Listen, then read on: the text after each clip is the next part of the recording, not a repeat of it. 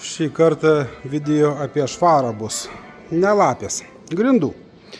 Kad ir kokia būtų praktiška spalva ir kai už lango yra daug druskos, grindis tenka plauti. Tai aišku, yra variantai tokie autonominiai, bet jie yra ir nepigus, bet štai yra tokie kompaktiški pudų gamintojo. Šluota, plauna, siurbia. Tai mes ir pažiūrėkime, kaip čia viskas veikia.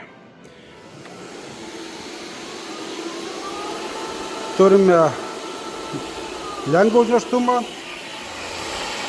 turime šluotą, turime vandens talpą ir viską mes plaunam, drožiam ir susiurbiam. Siurbia iš tiesų švariai, nelieka po mūsų nieko šlapio. Jeigu užterštumas yra didžiulis, galim mes duoti gazo.